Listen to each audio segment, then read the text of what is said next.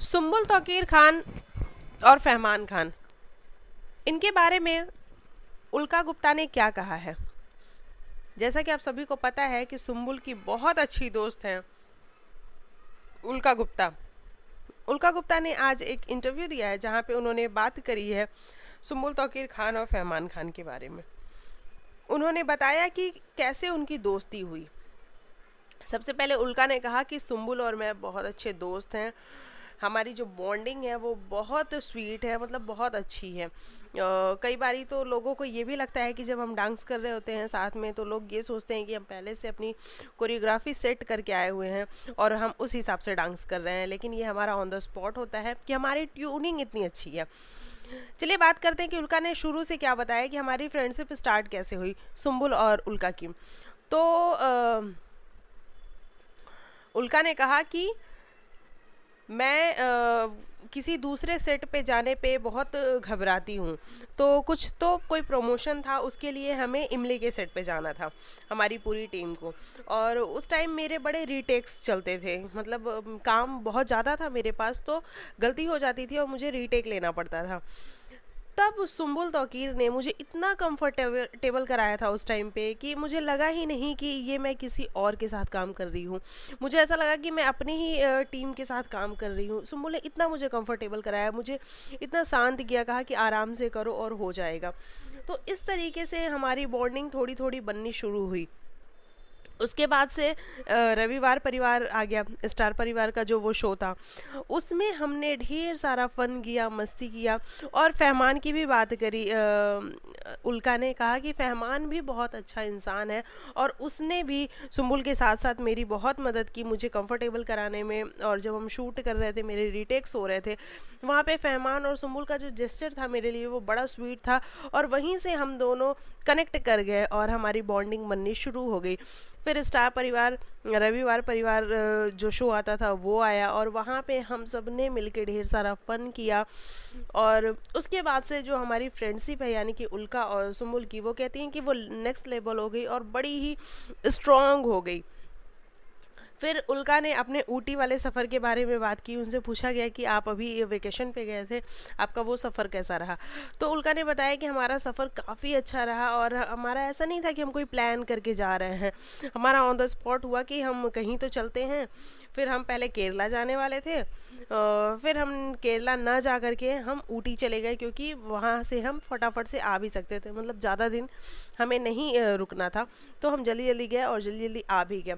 और फिर वहाँ पे जाने पे हमने बहुत सारा फ़न किया, लेकिन हाँ बीच में थोड़ा एक अजीब सा चीज़ हो गया। मतलब जो सुम्बुल को बंदर ने काट लिया था, ऑब्वियसली उल्का उसके बारे में बात कर रही थी कि एक अजीब सी चीज़ हो गई, जिसके कारण हम थोड़ा सा परेशान भी हुए, लेकिन फिर हम नॉर्मल हो गए। और वो भी एक एक्सपीरियंस था और याद रखने वाली चीज़ थी कि जब हम ऊटी गए थे तो हमारे साथ क्या हुआ था। तो उल्का ने ये सारी बातें की। उसके बाद से जब उल्का से ये पूछा गया कि सुम्बुल ने नया घर खरीदा है तो इसके बारे में आपको क्या कहना है, तो उल्का कहती हैं कि बड़ा प्राउड मोमेंट होता है और बड़ा अच्छा लगता है कि जब आपका फ्रेंड इतना तरक्की करे, इतना आगे बढ़े। और मुंबई जैसे घर में, सॉरी मुंबई जैसे शहर में, मैंने घर बोला, मुंबई जैसे शहर में घर खरीदना बहुत बड़ी बात होती है। और सुम्बुल जितना हार्डवर्क करती है, बहुत अच्छा लगता है देख करके कि मेरी फ्रेंड, मतलब प्राउड फीलिंग होती है कि ये मेरी फ्रेंड है जिसने घर खरीदा है। तो ऐसा उल्का का कहना था।